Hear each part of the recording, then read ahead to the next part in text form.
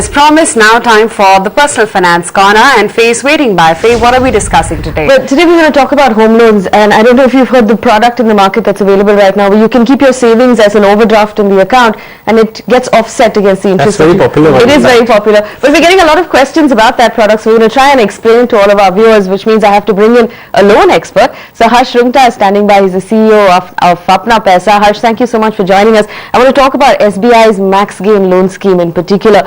Tell us how this scheme works. If we put the money in the bank account and it gets offset against our loan, take us through it piece by piece. How does it work?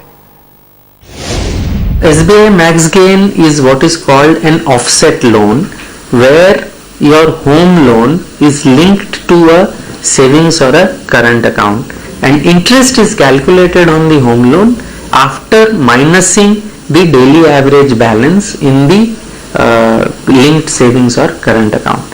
Obviously, therefore, it benefits you by giving you lower interest if you keep money deposited in the linked account. One of the key features of SBI Max Gain is that their interest rate is the same on SBI Max Gain as an SBI regular home loan versus other banks where typically they might charge 0.5% more. Therefore, if you are taking a loan from SBI up to 1 crore, always opt for SBI Max Gain. You have nothing to lose. Well, Harsh, one of our viewers have written in on Twitter. They want to know what the tax treatment of this product is. Will customers have to pay income tax on the notional interest rate that's being offset against the home loan? Will that be considered some kind of an income?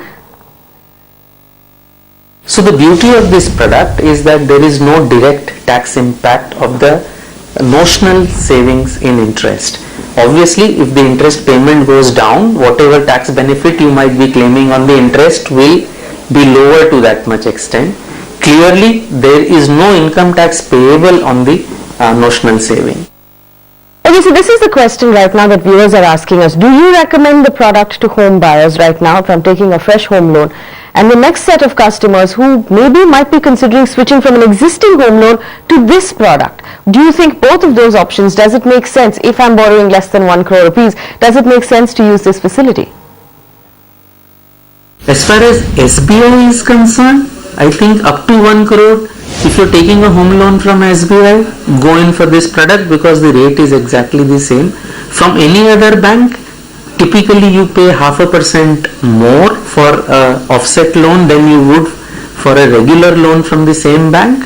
Therefore, you should, if you're having surpluses in temporary surpluses, etc., in your savings account, then this is something that you should consider because you will be paying a premium. But for other people, it is not recommended. Alright, fair enough, but like all financial products, read the fine print very, very carefully before you sign on anything. We have a couple of questions from our viewers. Sumeda has written in. Now she tells us she's going to begin a course in dentistry in the States in August this year. It's a 2-year course with a fee of about $200,000. She plans to take an education loan from an American bank at 6.5% interest. That's an enviable rate of interest. She wants to know if she should opt for a floating or a fixed rate loan, and also should she opt for a payback period while she's still studying. Does that make sense, Harsh? Actually, it is a little difficult to comment about what to do in the US. The answer would really depend on 3 things.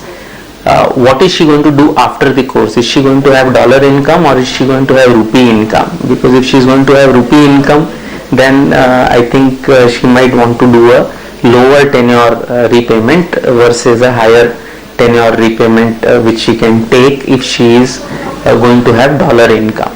The second thing really on fixed and floating is, again, I think currently, to the best of my understanding, there are fairly attractive long-term fixed rates that are currently available in the US, subject to other regulations regarding repayment charges, etc. And provided she gets a good rate, I think currently a fixed rate in US dollar loan might not be a bad idea, especially more so if she is going to be having dollar income. We have another very quick question from Raj. He's 46 years old with an annual income of 16 lakh rupees. He currently puts about 5,000 rupees in the principal large cap mutual fund through an SIP, another 5,000 in the Kotak and UTI Gold ETFs. He might not be happy with those returns. A life cover of 50 lakh and 2.5 lakh rupees in health insurance for his family. He hasn't bought a home yet. He wants a suggestion for a comprehensive wealth plan including retirement solutions. He plans to retire at 55. That doesn't leave us with too much time at all, and he's starting really late in the day. Harsh, what can we do to help him right now? One, I think you've been doing bits of good things. One, you have a term plan, but clearly that's hugely under-insured. You're still at 50 lakhs for an income of 16 lakhs. Unless you have a lot of assets, you definitely should be looking at a cover of around 2 crores. It might be useful for you to take a single cover of 2 crores and then let your existing cover of 50 lakhs lapse. You might get it cheaper because prices have dropped in recent times. Your health cover, again, you have 2.5, but I think that's going to be pretty inadequate given the amount of income that you have, and probably your lifestyle matches the same. You should look at a very large health cover because inflation is going to eat into this cover. You're not getting any younger. We would recommend strongly that you look at either a minimum cover of 5 lakhs with a top up of 15 lakhs or maybe going for something like a 25 lakh cover from Religare health insurance. You can take your pick and decide. You should also look at disability plans, both from accident as well as serious diseases. As far as your retirement is concerned, again, we don't have enough data, but just to give you a sense of the numbers, assuming that your monthly expenses, if you were to retire today, would be 70,000 rupees. If you want to retire at 55, that 70,000 will grow to about 1.4 lakhs. And to be able to meet that from 55 till the age of 80, you will need a corpus of 4.15 crores. It's important to consider inflation when we're planning for retirement. That's the end of our personal finance corner, but email ID is on your screen if you'd like to send us a question. With that, it's back to Ajay and Aisha. Okay, we'll leave it at that way. Many thanks for joining us and walking us through the personal finance corner. And with that, we're going to wrap it up on this edition of Markets at Lunch. Coming up next, the F&O Show.